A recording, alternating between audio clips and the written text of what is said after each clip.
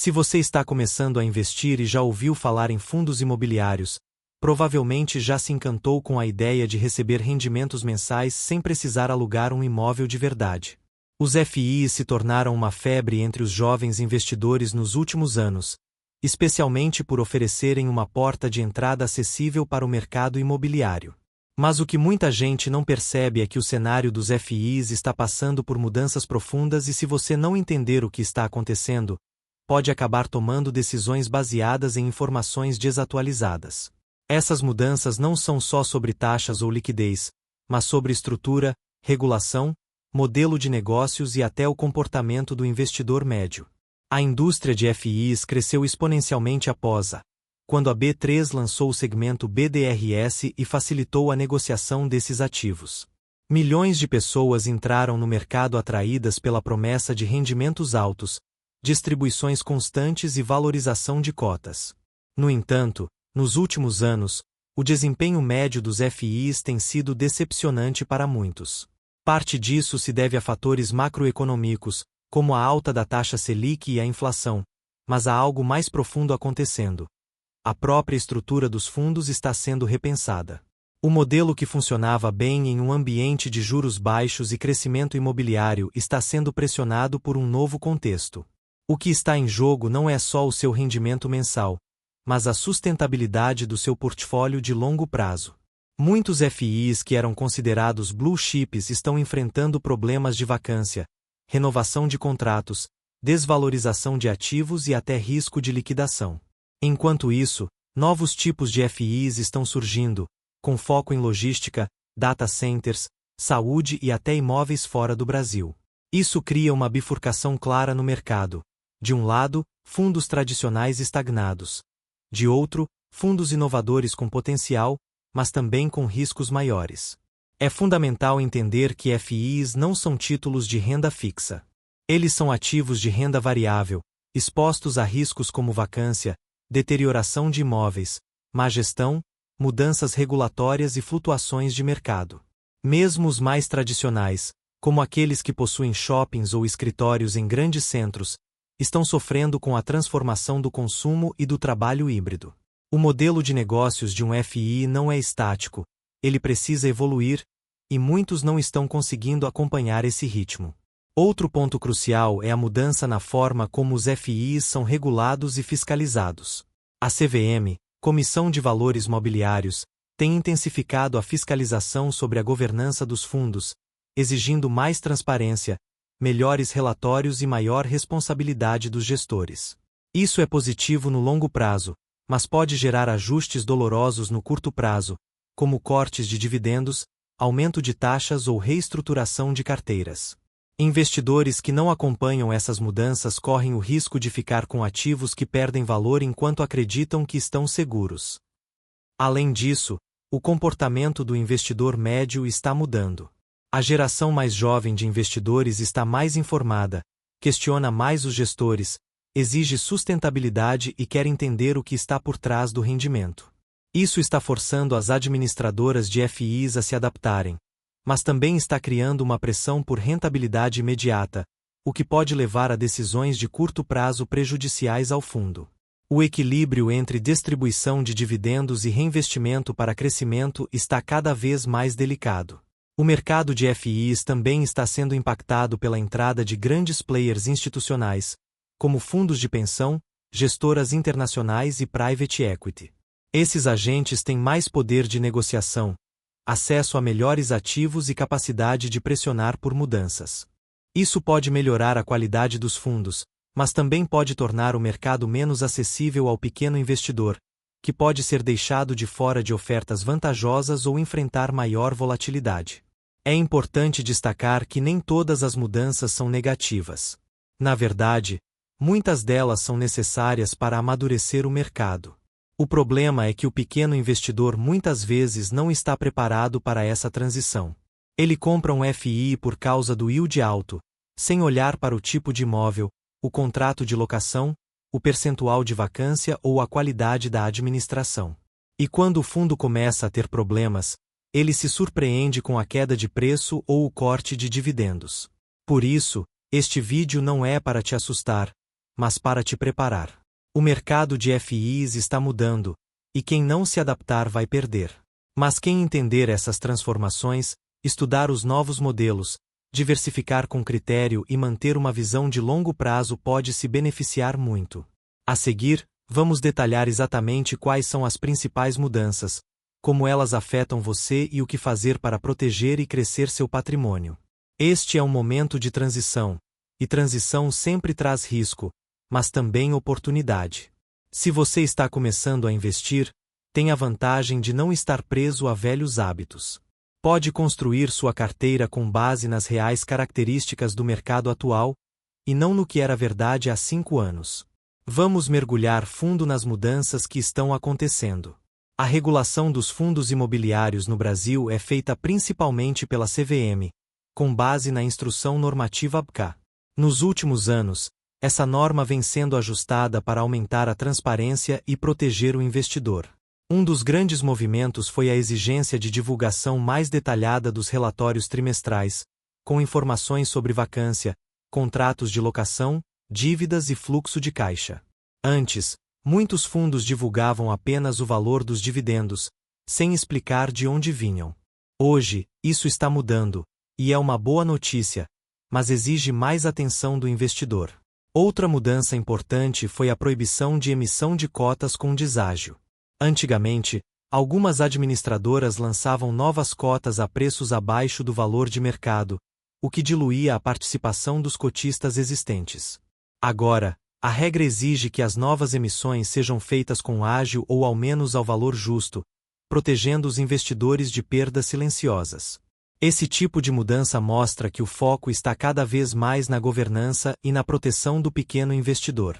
A CVM também passou a exigir que os FIs tenham um conselho fiscal, especialmente os de maior porte. Isso aumenta o controle interno e reduz o risco de má gestão.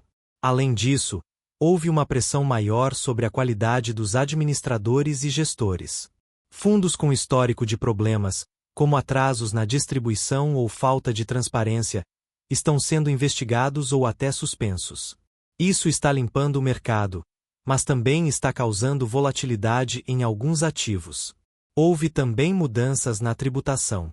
Embora os FIs ainda sejam isentos de ir na fonte para pessoas físicas, a Receita Federal tem aumentado a fiscalização sobre operações suspeitas, como compra e venda de cotas entre pessoas ligadas para evitar imposto. Além disso, a incidência de IOF em resgates de curto prazo em certos fundos estruturados está sendo discutida.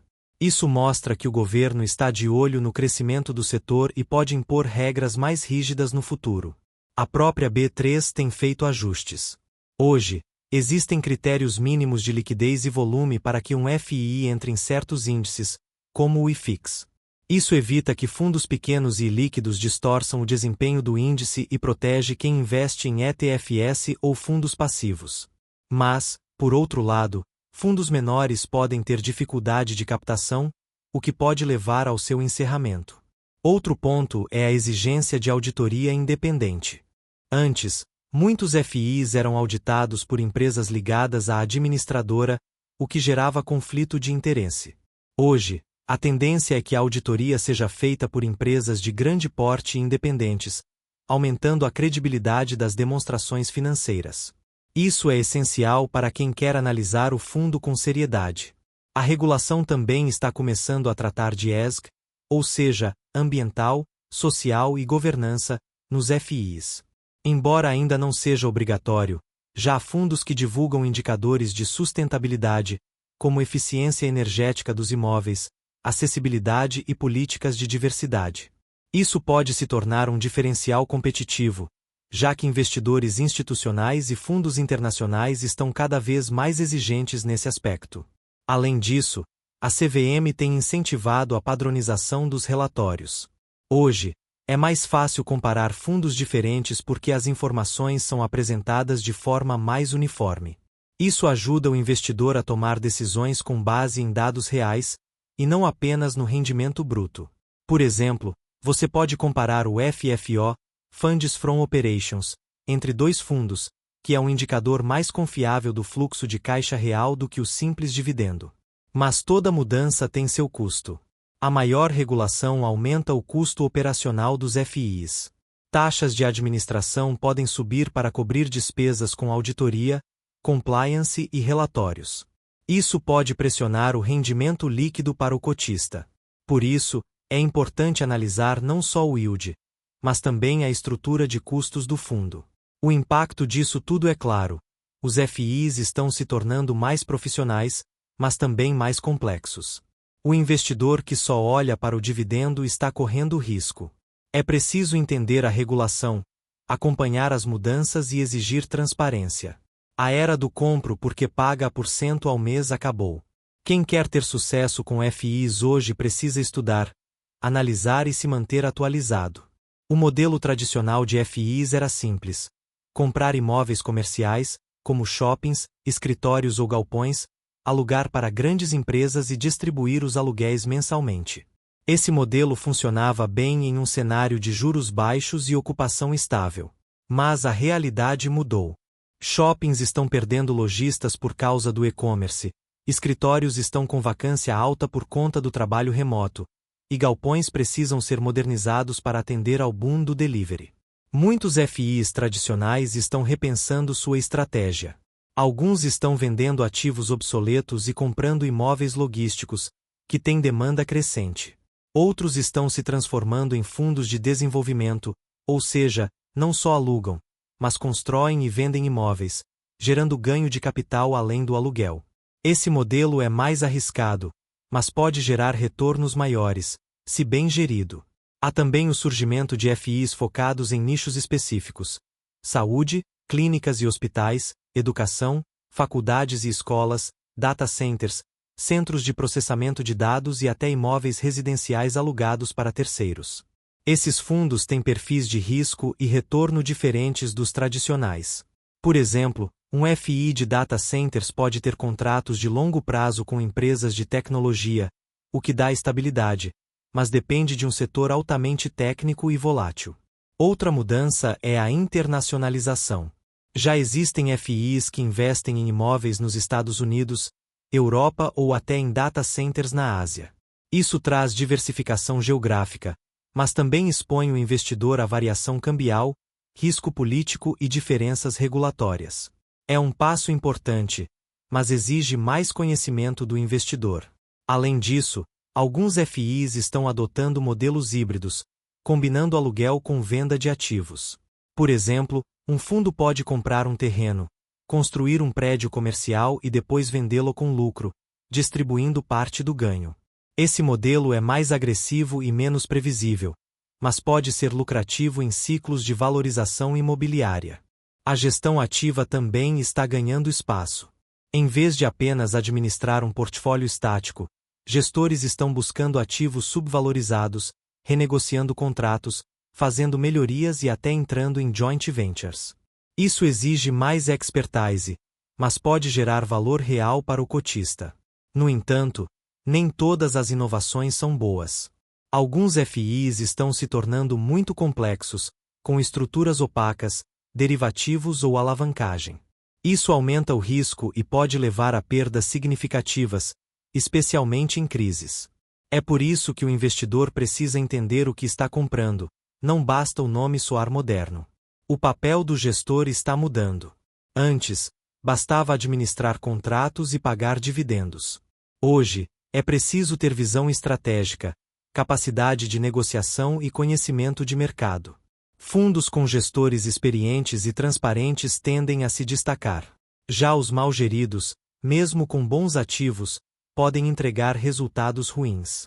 Outro ponto é a concentração. Muitos FIs ainda dependem de um único imóvel ou de um único locatário. Isso é extremamente arriscado. Se o locatário sair ou o imóvel desvalorizar, o fundo inteiro pode entrar em colapso. A tendência é que os fundos passem a ter carteiras mais diversificadas, com múltiplos ativos e locatários de diferentes setores. Em resumo, o modelo de FIs está evoluindo de um ativo passivo para um ativo ativo. Isso pode gerar mais valor, mas também exige mais atenção do investidor. Não se trata mais de comprar e esquecer. É preciso acompanhar, analisar e reavaliar constantemente. A taxa Selic é um dos maiores influenciadores do mercado de FIs. Quando a Selic está baixa, os FIs com rendimentos acima de 1% ao mês se tornam muito atrativos, pois oferecem retorno superior ao Tesouro Direto. Isso gera alta demanda, valorização das cotas e queda no yield. Foi exatamente isso que aconteceu entre BK e BCBF. Mas quando a Selic sobe, como aconteceu fortemente entre BCBG e BCBD, o cenário muda completamente. Títulos de renda fixa passam a render mais, e os FIs perdem atratividade. Investidores migram para o Tesouro Prefixado, IPCA+, ou até CDBS com CFD do CDI. Com isso, a demanda por FIs cai, as cotas desvalorizam e o yield sobe. Mas nem sempre o dividendo aumenta, o que significa que o investidor está perdendo valor.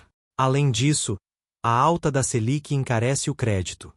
FIs que têm dívidas para comprar imóveis ou fazer reformas veem seus custos subirem.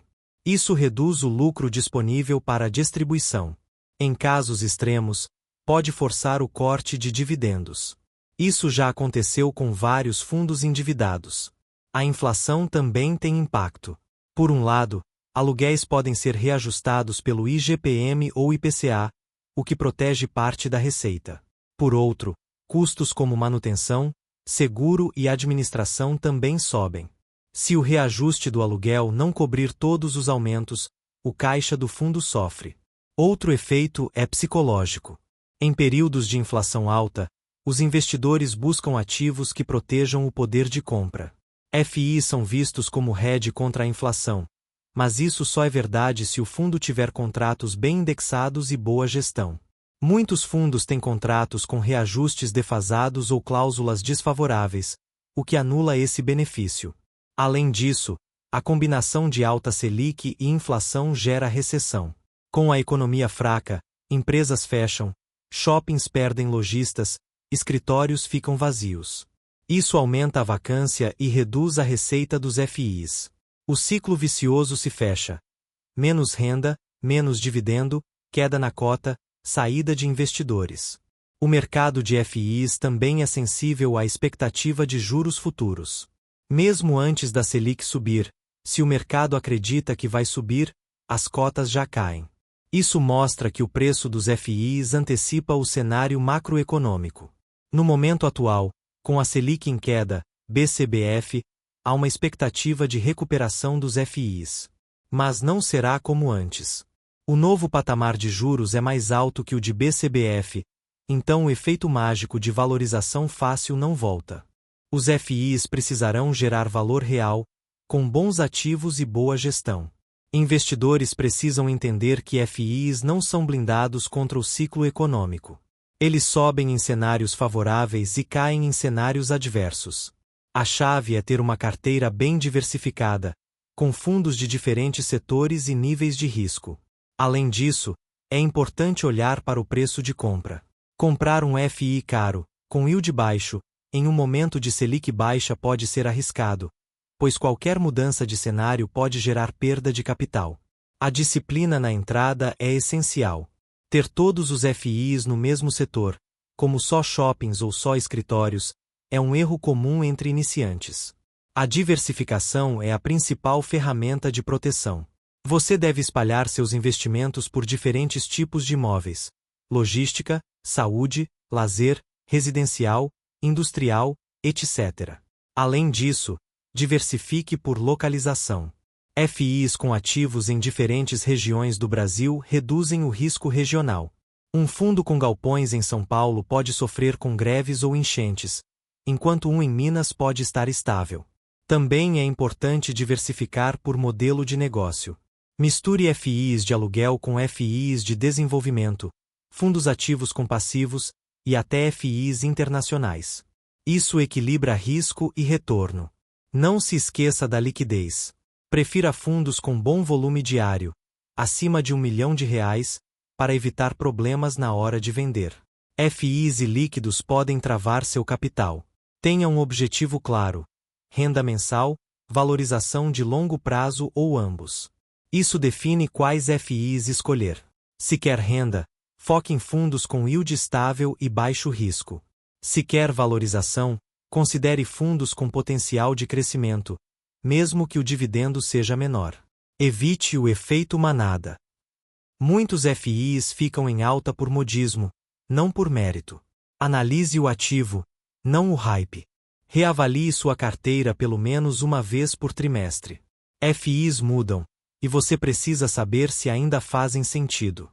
Use os FIs como parte de uma carteira completa, não como o único investimento. Combine com ações, renda fixa, previdência e até cripto, conforme seu perfil. Tenha paciência. FIs são para longo prazo. Volatilidade é normal. Não venda por pânico. E, acima de tudo, estude. Leia os regulamentos, os relatórios, acompanhe as notícias. Conhecimento é o melhor seguro. Antes de comprar qualquer FI, você precisa analisar 7 pontos essenciais. Tipo de imóvel, qual é o segmento, está em crescimento ou declínio. Locatários, são empresas sólidas, contratos longos. Vacância, qual o percentual ocupado, está subindo ou descendo. Dívida, o fundo tem alavancagem, qual o custo do financiamento. Taxas, qual a taxa de administração, a taxa de performance. Histórico de dividendos, os pagamentos são estáveis, já houve cortes. Governança, a administradora é confiável, a auditoria, conselho fiscal. Use indicadores como P sobre VPA, preço sobre valor patrimonial, yield, FFO e vacância. Evite comprar FIs com P sobre VPA muito alto, acima de 1,30, pois estão caros. Acompanhe o IFIX, mas não o siga cegamente. Fundos no índice podem estar superavaliados. Prefira fundos com histórico de pelo menos 2 anos de distribuição regular. Desconfie de yields muito altos, acima de 2% ao mês. Geralmente são insustentáveis. O futuro dos FIs está em ativos alternativos. Data centers, energia solar, imóveis verdes, hospitais, creches, etc. Fundos ESG estão crescendo. FIs de aluguel residencial para famílias estão se expandindo. A tecnologia vai permitir tokenização de imóveis, tornando FIs ainda mais acessíveis.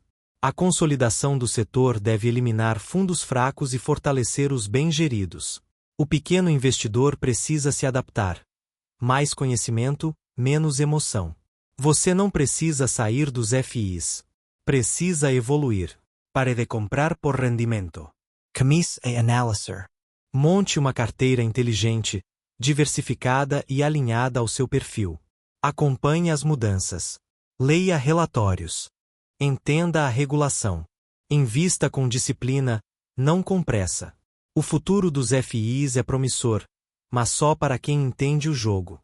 Se você chegou até aqui, já está à frente de 90% dos investidores. Use esse conhecimento. Proteja seu dinheiro. E lembre-se, o maior risco não é perder dinheiro, é não aprender.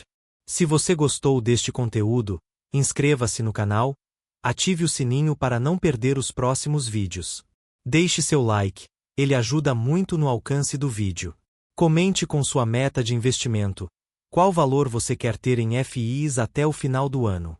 E compartilhe com alguém que precisa ouvir isso. Talvez um amigo que ainda acha que FIs são renda fixa. Os fundos imobiliários vão mudar. A questão é, você vai mudar junto? Até o próximo vídeo. FIs não vão sumir. Mas quem não se adaptar, vai ficar para trás. Estude. Analise. Investe com consciência.